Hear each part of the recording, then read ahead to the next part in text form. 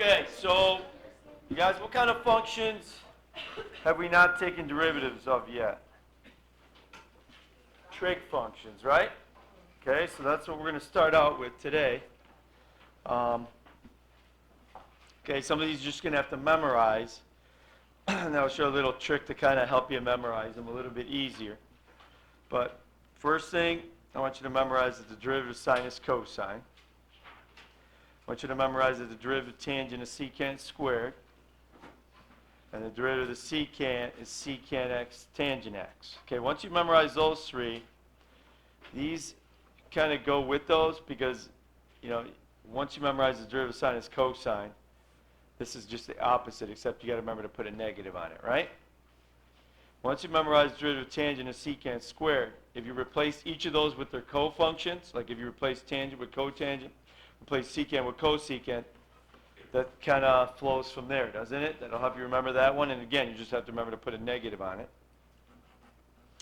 And then same thing here. Once you memorize this, then you just replace everything with its cofunction. So replace secant with cosecant, replace secant with cosecant, replace tangent with cotangent.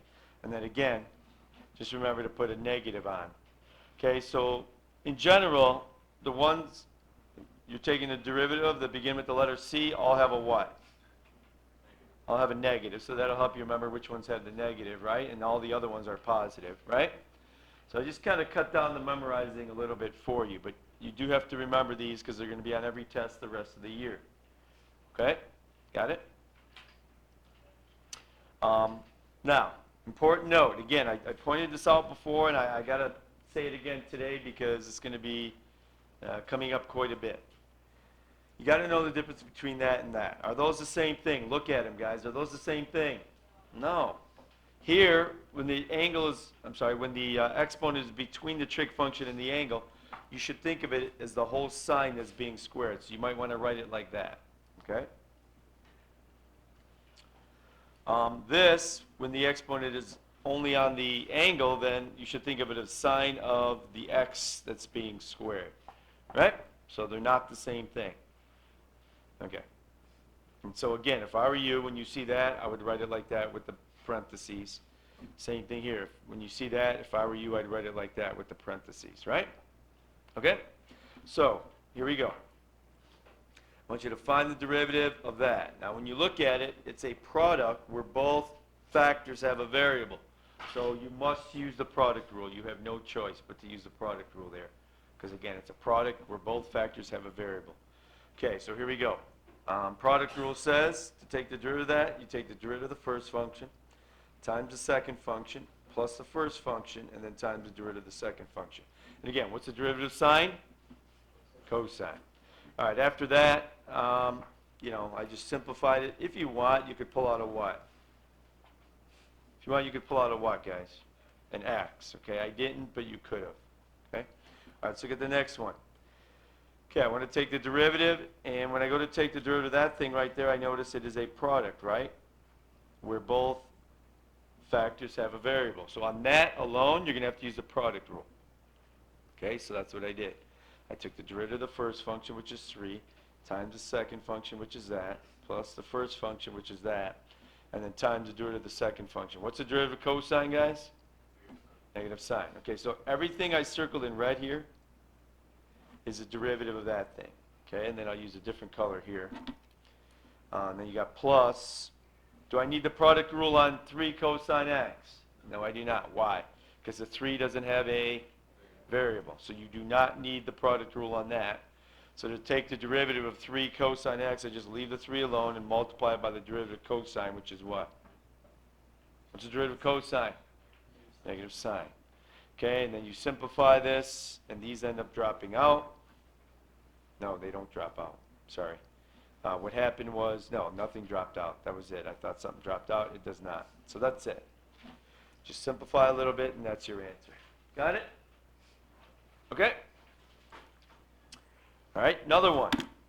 Again, I want you to find the derivative of this function. Well, first thing I got to do is take the derivative of tangent, which is what? Secant squared.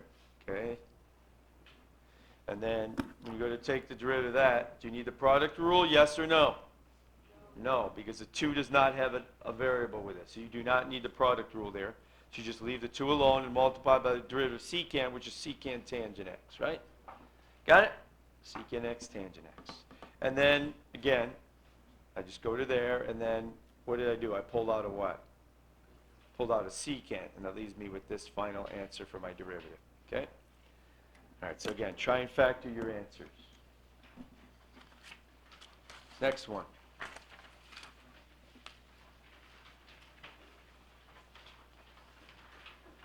Okay. All right, guys, ready? This time I'm going to need the what? Take the derivative, I'm going to need the what?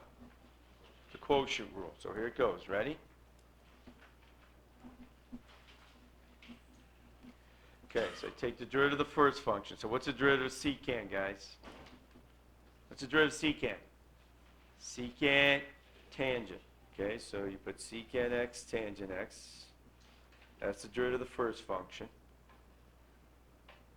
Times the second function.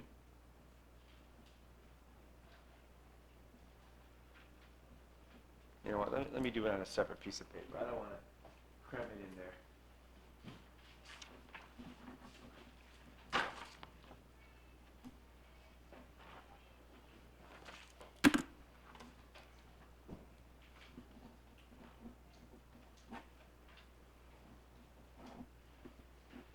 Okay, ready? So, take the derivative of the first function, which you said was secant tangent, right? Times the second function, which is just this. Minus in brackets the first function, which is just this. And then times the derivative of the second function. You guys, what's the derivative of 1 plus tangent? Well, the derivative of 1 is 0, plus what's the derivative of tangent? Secant squared. And then all over the second one squared, right? Okay, let's see what we can do to simplify this. What I'm going to do is I'm going to distribute this right here. Okay, I'm going to distribute it to there and to there. Ready, guys? Okay, so here it goes.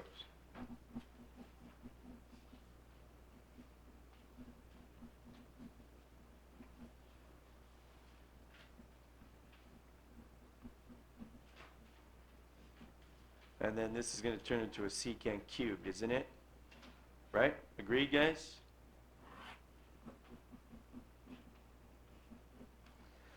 Okay. All right, Michael, what can I pull out of everything on top now?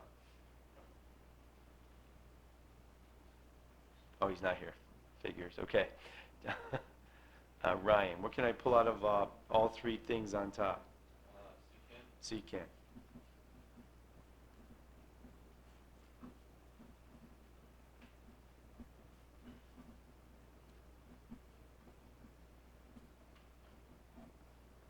Okay, now let me give you a little hint here. When you start seeing trig functions squared, start thinking of those three identities from pre-calc that I said at the beginning of the year would be the only real trig identities that you would have to know. And so if you don't remember where they're at, I'll show you where they're at in your book.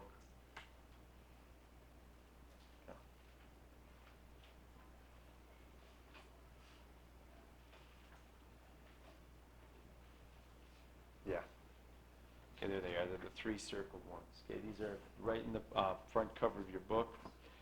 I said the three I circled here, the ones you need to know. 1 plus tangent squared is secant squared. Sine squared plus cosine squared is 1. And 1 plus cotangent squared equals cosecant squared.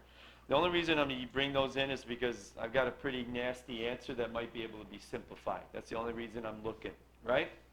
So anytime you have trig functions squared, start thinking about those three identities from pre-calc that you might use to help simplify your answers, okay? All right, so which one are we going to use here? Well, you see a tangent squared and a secant squared. So what can I replace tangent squared with, guys? If 1 plus, or you can replace secant squared. It doesn't really matter. You can replace either tangent squared or secant squared. Well, put it this way, or both. If I move the secant squared to the left side by subtracting it, and I move the one to the right side by subtracting it, then you have tangent squared minus secant squared equals what? What will you have at that point? -1, right? Tangent squared minus secant squared is -1. Do you agree? Okay. So doing that, I can replace this with what? Right here. I can replace that with what? -1.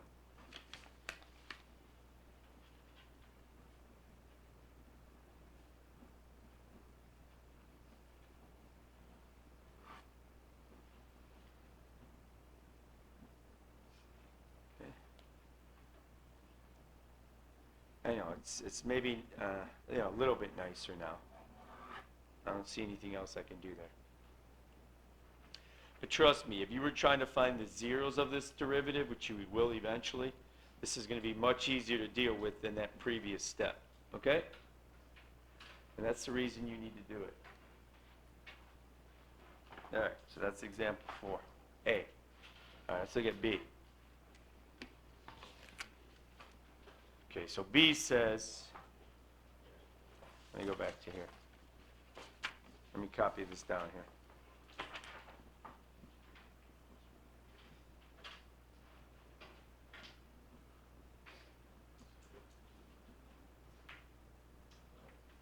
All right, guys, ready?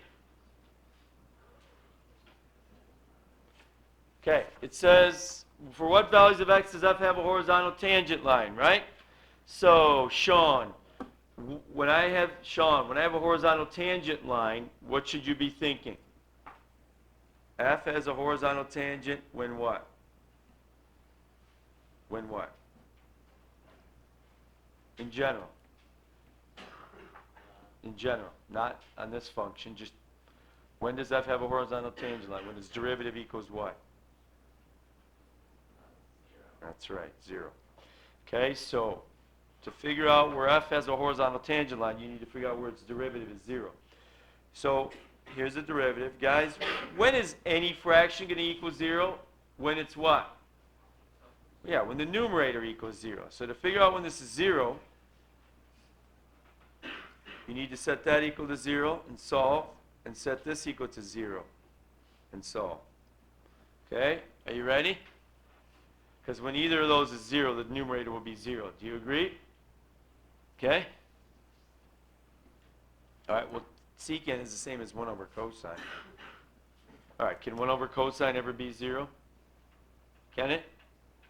If the top is 1, can the fraction ever be 0? No.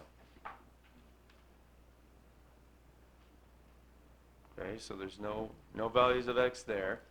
Okay, here I can add 1 to both sides. And then, again, to make it easier to think about, replace tangent with sine over cosine. Okay, so when is that fraction going to equal 1? Well, when the sine and the cosine are the same. And when does that happen? When does that happen, guys? 45 degrees, which is what? Pi over 4. Where else? Where else? In the third quadrant with the same reference angle, what angle is that? 5 pi over 4, good, and so on, right? And same thing in the negative direction as well, right? So like negative, what, 3 pi over 4 would do it, right? Wouldn't that take you to the same spot as 5 pi over 4 if you went to negative 3 pi over 4, right? Okay, so can I generalize that answer at all, guys? Yeah, it'll be what? Pi over 4 plus what? Plus what? N pi, where n is any integer.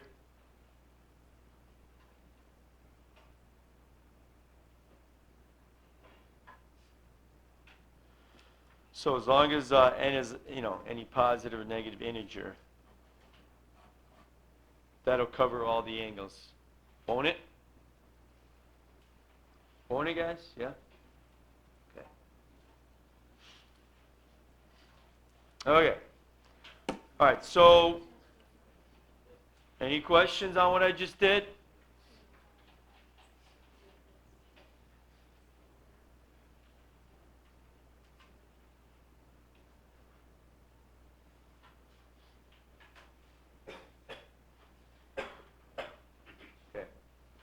All right, so we're done with the first half of the lesson.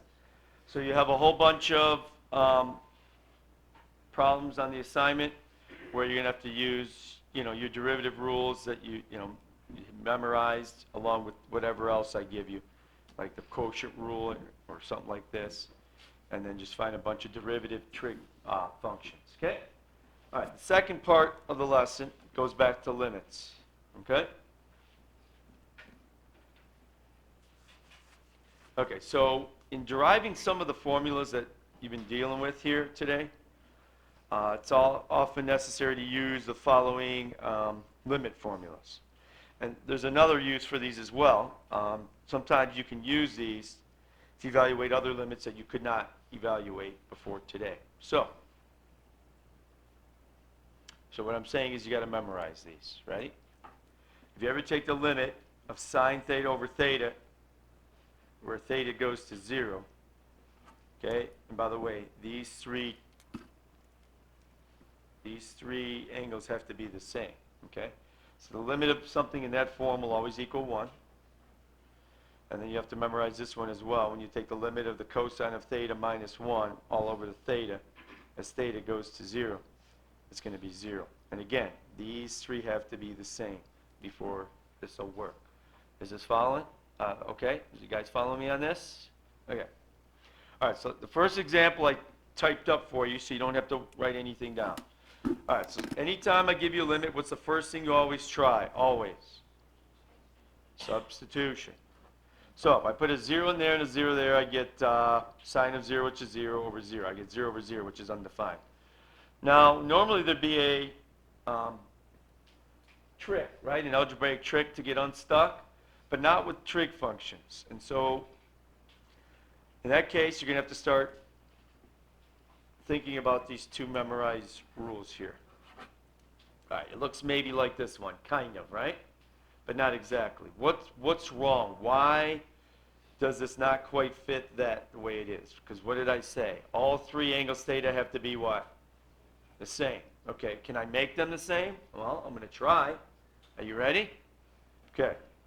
Can I just come along and stick a 4 here on the bottom? Can I? Well, let me do it on separate paper so I can slowly build up to it. And again, you don't have to write it down because I kind of explained it. Okay, so here we go.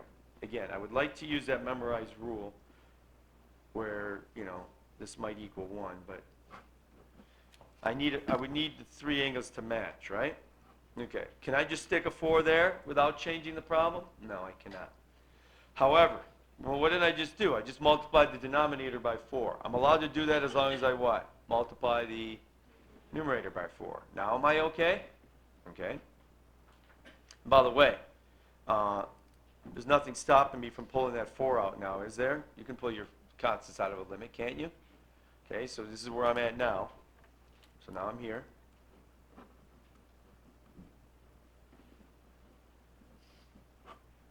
And I'll leave that 4 in there so that these match. Okay, so far so good. Those match. Now, if I had a 4 here, I'd be all set, right? Agreed? Can I just stick a 4 there? Yes or no? Yeah. Let me explain why. As x goes to 0, does the product 4x also go to 0? Does it? Yes, it does. And so I can stick that 4 in there without changing the value of the limit. Does that make sense? Simply because as x goes to 0, the product 4x also goes to 0, doesn't it? Okay, so I'm allowed to just stick that 4 in there. Okay. So what I'm saying is this now. Since these three things match, can I just say that that limit's going to be what? 1 by that memorized rule, right? And then 4 times 1 gives you a final answer of 4. Everybody got that? See how I find that limit? Okay. All right, everybody try example 6.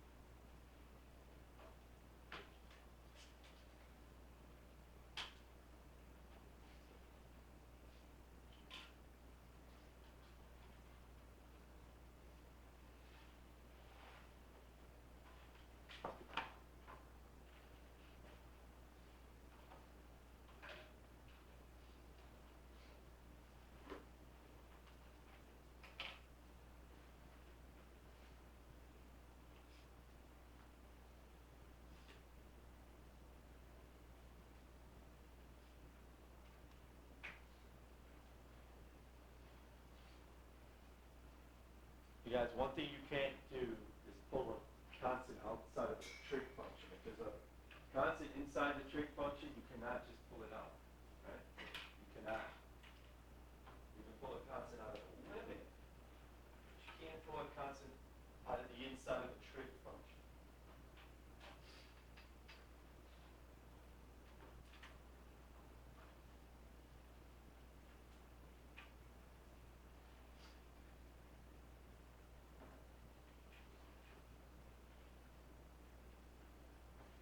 Yeah, play around with it. Try and turn it into a form where you can just use that memorized identity.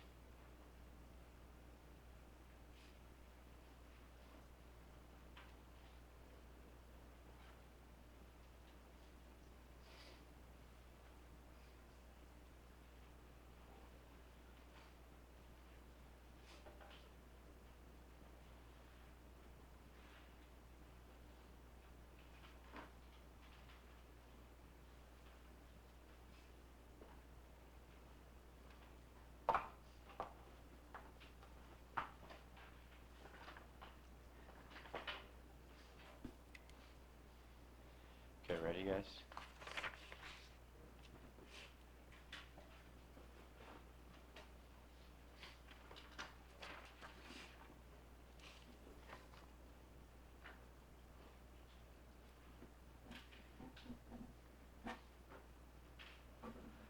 All right, so as I said a second ago, you cannot pull out that 7. That's got to stay there. Is there anything stopping me from pulling that outside the limit, though? Am I allowed to do that? Sure. And if I pull it out, be careful. It's still in the denominator, isn't it? Okay, now, I need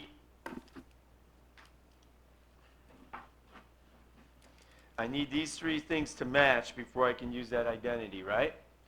All right, so that's going to stay there, that's 7. So can I just stick a 7 here? As long as I do, yes, I can, as long as I do what? Multiply the top by 7, because now I'm just multiplying by 1, which is the same thing, right? And then is there anything stopping me from pulling that out? No, so go ahead and do that. So now you got a 7/5 out front.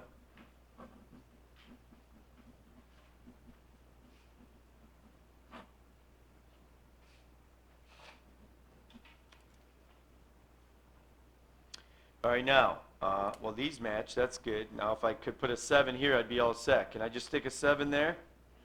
Yep, because as x goes to 0, doesn't the product 7x go to 0? Guys, can I ask you something? If I had x going to 1, could I just stick a number there and have it to be the same limit? No.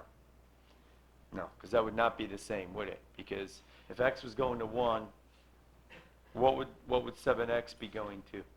7, not 1. So the only reason I can stick a 7 there is because it's going to 0. As x goes to 0, the product 7x goes to 0. So be careful, right? What you can and can't do. All right, anyway. And now that all three of these match, what does that equal according to that memorized rule? 1. And then 1 times 7/5 gives me an answer of what? 7/5. All right. You guys, before we turn the page, I have something to say because there are a couple pretty tricky ones on the homework. What would you do if you had a problem like this? And again, I don't remember what it is.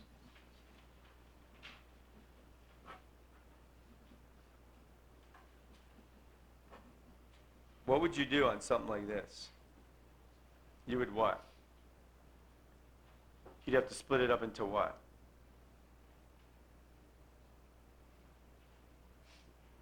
Well, you'd want to split it up into the limit of the top or the limit of the bottom. You could do that, couldn't you? But before you do that, could you do something like this? Is that the same as multiplying by 1? So I'm allowed to do that? Why would I do that? Because then I could get what? I could get that, right? You following me? And then I could put the limit on top and the bottom, right? And then, again, continue going from there and trying creating those rules. Okay, there's going to be a couple tricky ones like that on the homework that that didn't come up in the example. So just know that you're, certainly free to do that. That's okay, isn't it? Because that's just 1, right? Got it? and then go from there. I'm not done. I would have to get these to match, and I would have to get these three to match, and then I'd be in business, wouldn't I? Right? Okay, so it's just kind of like a preview of some of the things you'll have to do on your homework. You have to get creative. Every problem is different, right? Okay, I just wanted to go over that real quick. Okay. All right, two more.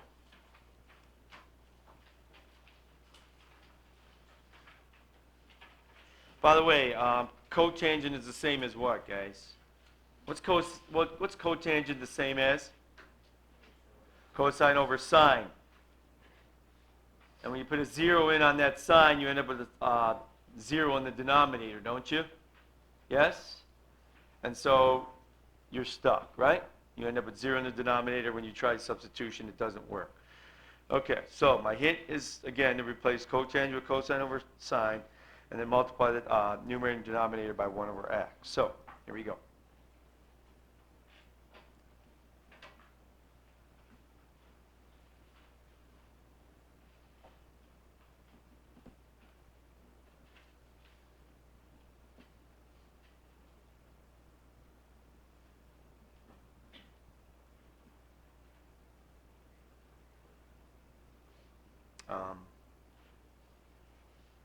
Yeah, here's what I'm going to do. I'm just going to leave it the way it is. This x is going to stay on top, isn't it? Okay. All right, okay, so right now we got this. Okay, and again, my hint is to multiply top and bottom by 1 over x there.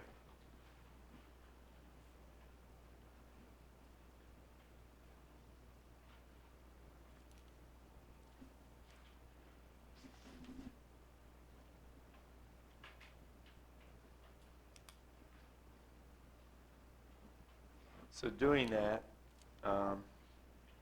these cancel, don't they? And you get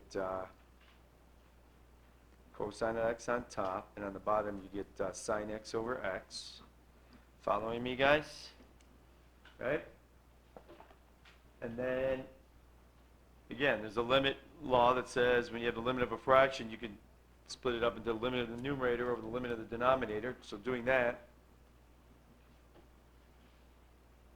I get this.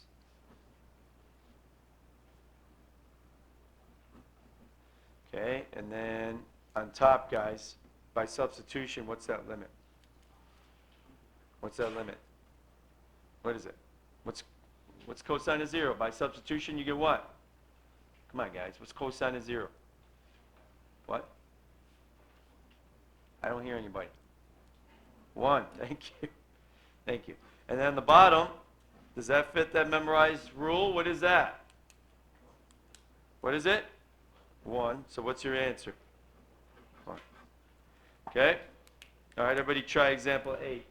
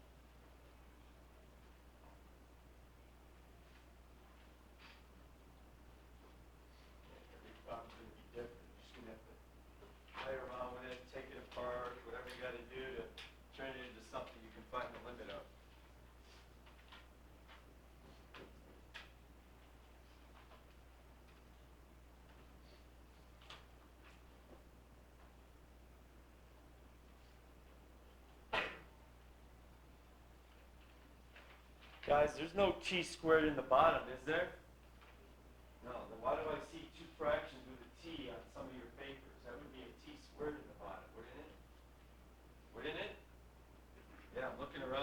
some of you have a product of fractions with a t in the bottom of both of them. Well, you just change it into a different function when you do that. Because a t times t in the denominator would have been a t squared at the beginning, which you don't have. You do not have a t squared at the beginning. So please don't go turning it into something like that.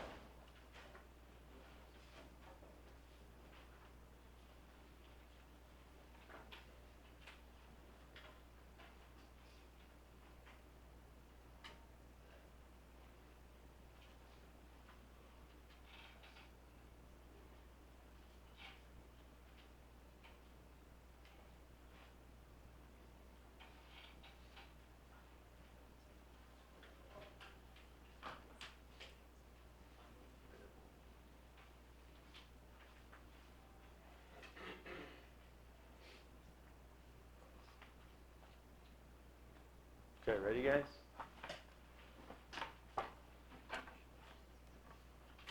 Okay.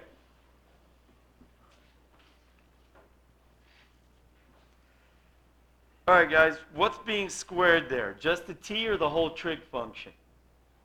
The whole trig function. So you can think of that as sine of t times sine of t, can't you?